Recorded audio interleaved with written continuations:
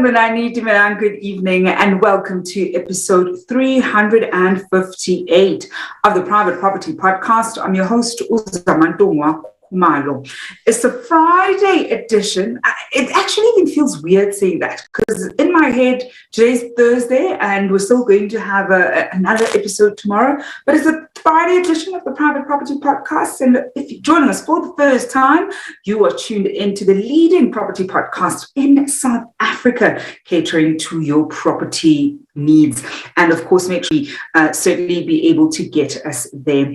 And to all our regular viewers on Facebook, on Instagram, on Twitter, as well as on YouTube, welcome to it. You know how we do every single weekday. You and I have an appointment at 7 p.m. where I'm always in conversation with a property expert who helps us make better property decisions. Doesn't matter where you are in the property journey, this is a show that helps you along your property journey. And of course, you can also catch a whole host of other shows that Private Property has every single weekday at 8 p.m. As it's a Friday, Chad will be closing off the week with us with the Home Shoppers Show. And that comes to your screens every Mondays and Fridays at 8 p.m. And every Tuesdays and Thursdays, Umbalinoko brings you the Farming Podcast, tackling all things agriculture there on the Farming Podcast. And of course, on Wednesdays, you've got ST Clarkson bringing you the First Time Home Buyer Show, which is always in conversation with people who've not only walked that first time home buying journey, but have gone on to grow their property portfolios from strength to strength. And then, of course, there's myself, Khumalo, on your screens every single weekday at 7 p.m. and always talking all things relating to property. So do keep the love coming. I absolutely love hearing from you on our social media pages, especially on Facebook. I want to see all those green hearts and, of course, welcoming some of the new members of the family. And this evening, we're going to be talking about something that I absolutely, always emphasize and always say I made some rookie mistakes in the early days of my own property investment journey and want to make sure that other people don't do the same. This evening, we're going to be looking at structuring portfolios, and I'm joined by Jaco Grobbelaar, who's the Managing Director at Prosperity Enterprise. Jaco, good evening, and thank you so much for joining us. Great. Good evening, ladies and gentlemen. It is absolutely great to join you on a Friday evening. And I'm really looking excited for what we are going to discuss tonight, talking about structuring. And Jaco, you and I have had this conversation about structuring at different levels and how important it is, to structure your property portfolio well. I think let's start with at a high level. When we talk about structuring our portfolios, what exactly are we referring to? So, ladies and gents, when we talk about structuring, we are really talking about the entities that we are using to acquire property in. Now, I always say that your structuring or the entities that you are purchasing property in is like the foundation of a building. If you have a weak foundation, everything that's going to be built on top of that is weak and is at risk. Whereas if you have a strong foundation, everything that you build on top of it is strong. And I think, before we even look at what makes the foundation strong, or let's perhaps start with what are some of the things that we do that makes that foundation weak. I like getting mistakes out of the way because many of us unfortunately have made them, so it's the price that we've paid. What are some of the things that potentially make that foundation weak when it comes to structuring our portfolios and ensuring that, of course, we're able to grow and scale our respective property portfolios?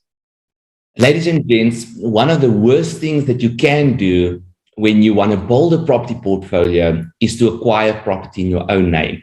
And as Zama said, that is a mistake that many of us has made. Unfortunately, it's a mistake that can be rectified as well. So it's not the end of the world if you've started your property portfolio like that. In fact, most people start their property portfolio by buying properties in their own name. But you want to make sure that you've got a strong structure, that you've got trusts in place, that you've got companies in place, and that you've got the correct structure for what you want to achieve with your property portfolio.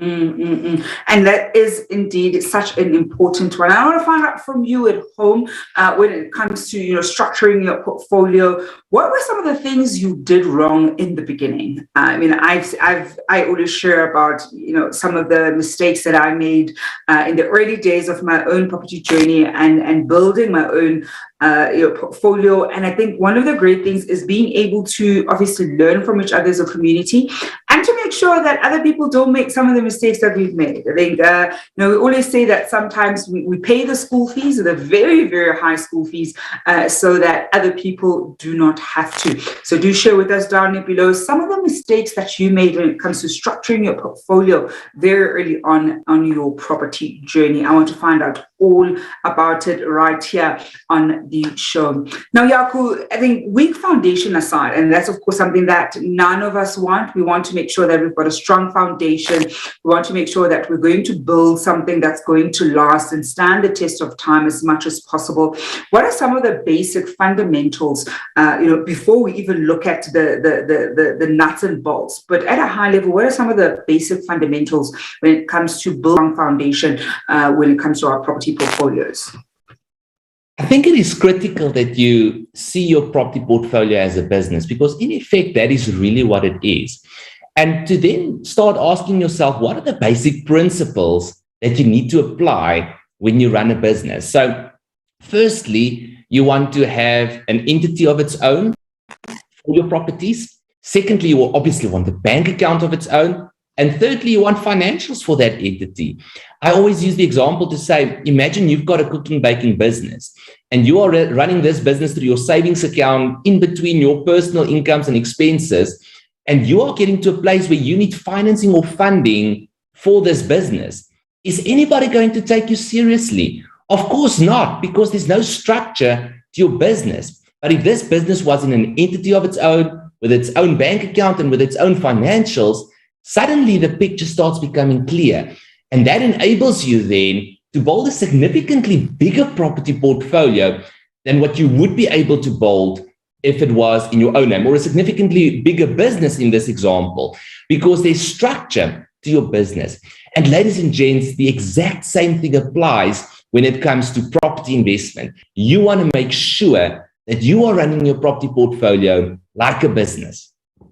And of course, that is a big sentiment that's been shared across the board on this show. I think different guests, from people who run their own property businesses to real estate agents, property brokers, different property practitioners have all echoed that if you're going to go down the property investment journey and looking at, of course, adding different properties, you want to make sure that you're running it as a business from the get-go. And I think this is something that so many people, unfortunately, do not do. And when they do, they sometimes, catch onto it slightly too late. So as much as possible, you want to make sure that you do that early on.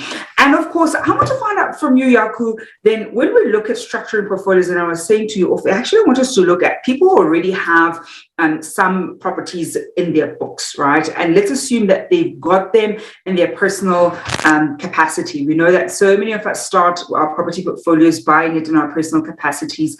What are some of the best ways to look at which entity to choose to either buy future properties in or to move the current properties that you have? How do we stress test which entity we should be using and what we should be doing with the properties that we currently have now?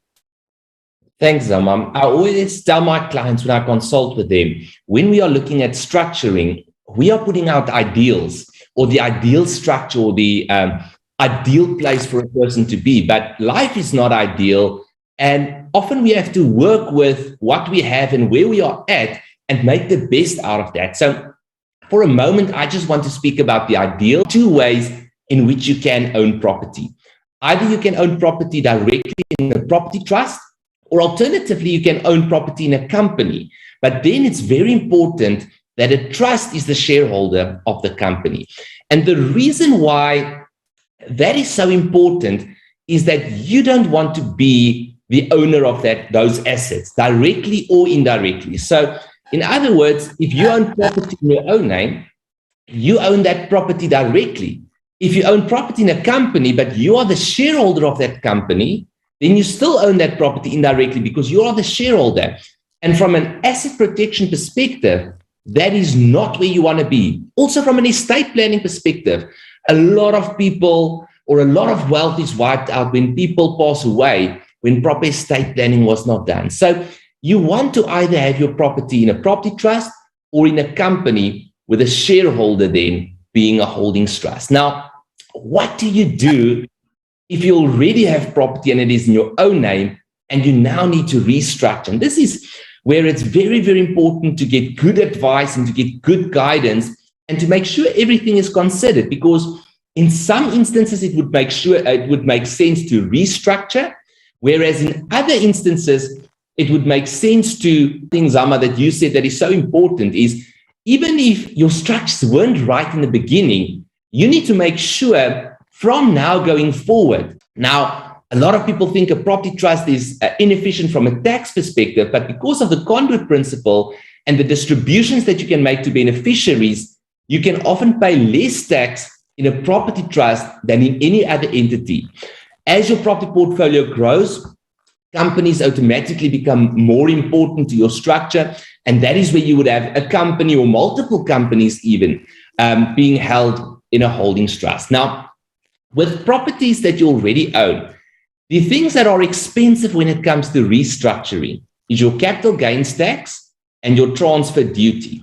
So a property that is worth less than $1 million is often much more affordable to restructure than a property that's worth far over $1 million. So that is one thing that one can look at. Your more affordable properties are often more affordable to restructure as well. And then from a capital gains perspective, if it is your primary residence, or alternatively, if there has not been a lot of capital gain, it's also much more affordable to restructure.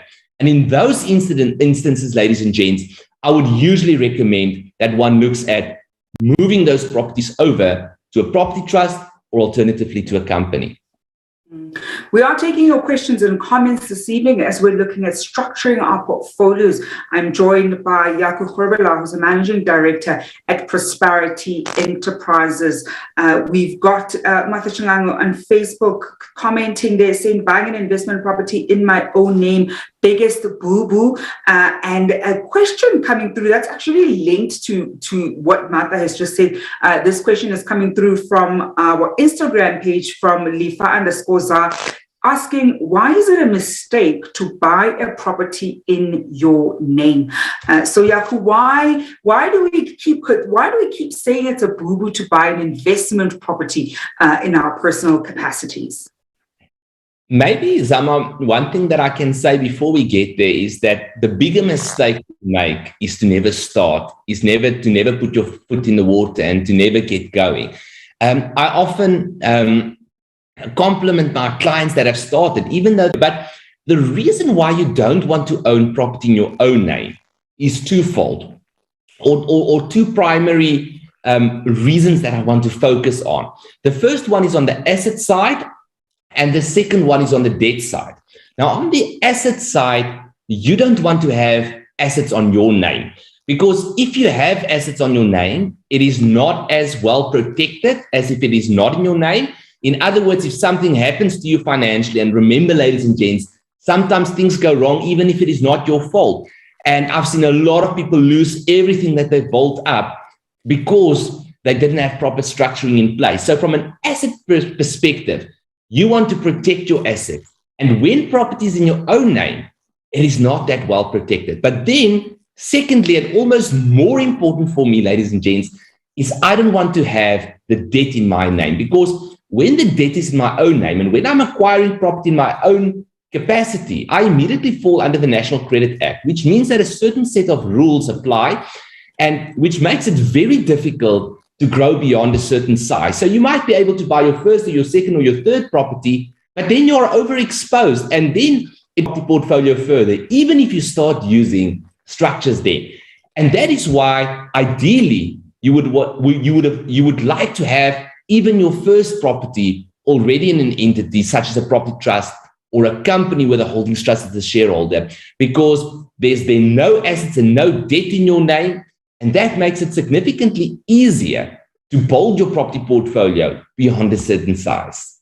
I am this evening in conversation with Jaco Grobbelaar, who's looking at structuring portfolios. And I think one of the big things is you want to make sure that you don't make certain rookie mistakes when, especially if your aim is to build a property portfolio. I think it's one thing if you want to obviously just buy your primary residence, maybe only have one investment property. Although I could probably say, even if you're going to have one investment property, try to use a different entity to own it in. But you can get away with having that one or maybe two in your personal capacity. But the moment you know that you're looking at growing and scaling your property portfolio, then you realize that it's probably not a great idea to have those respective properties in your personal capacity. And Jaco, I think you've highlighted so well the benefits, or why we would look at owning the property in different structures. As one of our viewers had asked, because it is one of those things that we keep commenting on, that you really do want to use different creative methods of ownership when it comes to your property portfolio, and not use your personal capacity. And I think the other big one, Jaco, of course, is the reality that we often reach a ceiling when we're buying in our individual capacity and unable to leverage as well as we typically would be if we're using other entities, because of course of the the National Credit Act and the ability for banks to not overextend credit to us in our personal capacities. And that's a very big one that I think we often don't think about when we are starting off in the beginning. What did you say? And that is so important, is that ceiling that you reach when you start buying property in your own name. It can become expensive to restructure. So if you can do it right from the start, then that is the ideal. I'm sure soon we'll start talking about when you start restructuring a property portfolio, what are the things that you need to look out for, and also what are the advantages of restructuring. But as I said previously, for me personally, I don't even, if I know I'm going to be a property investor, I don't even want to have one property in my own name, because I'm probably going to have to restructure it later and incur unnecessary expenses. And I think that's one of the things that I almost want to say, some people in the beginning don't know that they're going to walk down that path until, of course, the property bug bites you and you realize that, look, this is actually something that I want to do and want to explore, and, of course, grow your respective property portfolio. And when we look at the restructuring, Jaco, what would you say are just some mistakes that we must try and avoid when we restructure? Because we now know that there are certainly viewers at home who have already properties that they've bought in their personal capacity, and perhaps are now exploring the different ways moving them, because they're realizing that perhaps this isn't the best way for me to own the particular property. What are some mistakes should we be careful of, or certainly avoid, when it comes to then restructuring the portfolio? It's so important that you do your homework beforehand and that you understand what the costs are going to be to restructure. Now, I'd like to talk about the advantages and disadvantages of restructuring, and then also about the mistakes that one should avoid. Now, for me, there are three advantages to restructuring, which are phenomenal advantages. Number one, you get the asset out of your name, which means you've got better asset protection. Now, sorry, when we speak about restructuring, we are talking about selling properties that are in your name, properties that are in your name, to your property trust or to your property company. So reason one is you get the asset out of your name, which means better asset protection and better estate planning. Reason number two, or advantage number two, is you get the debt out of your name. And when that happens, it enables you to, in the medium to long term, build a significantly bigger property portfolio and be able to get further financing to build that property portfolio. And then advantage number three, which a lot of people forget or miss, is the fact that you make a lot of cash potentially available by restructuring. And what I mean by that is, if you have equity in your property, you can, when we speak about it, having equity in your property, it means that the value of the property is more than the outstanding bond or the outstanding debt. Now, if you have equity in your property, you can sell that property to your property entity at market price. Your property trust or your property company is the buyer. You are the seller. You finance it at 100% at market value in the property trust or the property company. The equity that is made available through that transaction gets paid out to you, and you make a lot of cash available now that you can use as a reserve fund and to further expand your property portfolio. And all of those are great advantages, ladies and gents, of restructuring. The disadvantages of restructuring, however, is the fact that it obviously comes at a cost. And that is where one of the biggest mistakes are made, is there's not proper homework done on what are those costs going to be, because there are transfer fees, there's transfer duties if the property is worth more than R1 million, there's new bond registration costs, because remember, you can't transfer a bond. A new bond is going to be registered in the entity. And then there's potential capital gains tax as well. And you want to speak to someone that can give you clear guidance on what those costs are going to be in order to ensure that you understand those costs and that it makes sense for you to do the restructuring. More of your questions and comments at home as we look at structuring our portfolios. We've got a comment here on Facebook coming through from Uponso Senior saying, Jaco's explanations are so easy to understand. Wow, thank you. And we've got a comment coming through from Howard Mugazani saying, this is the one day where someone came onto the show and alluded to my exact structure. A holding trust, a holding company, and 2 subsidiaries. Kudos, sir. And that's quite a big one. You know, I think many people look at having a propco, a holdco, and sometimes, of course, even a trust. And sometimes you just start with propco and holdco before you get a trust involved, because it might be the very early stages. And then we've got a question on our Facebook page coming through from Ukoteja Nganyana asking, how does one establish a trust and how much does it cost? That's a question that we get very often.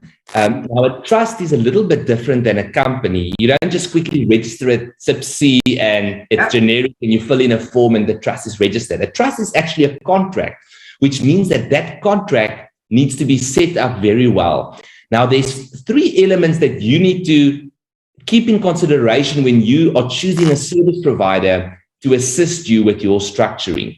Number 1, you need somebody that understands, obviously, the legal side, because it is a legal activity taking place, and the legal aspect of structuring is extremely important. But then, just as important, you need somebody that understands the accounting and the tax side of what you want to do, because you want to structure your beneficiaries correctly so that you can take advantage of the many tax advantages that there are.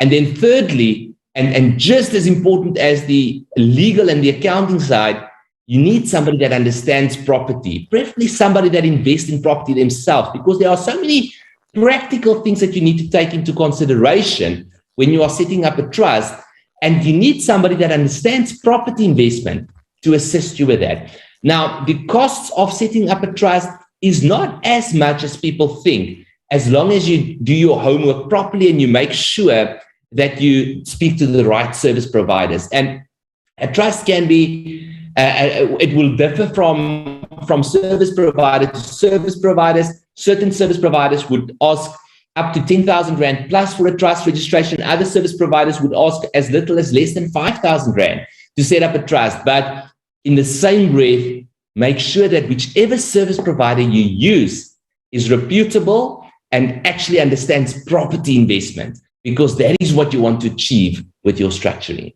And that's such an important one, Jaco. I mean, we talk about having a power team and the importance of that power team. And of course,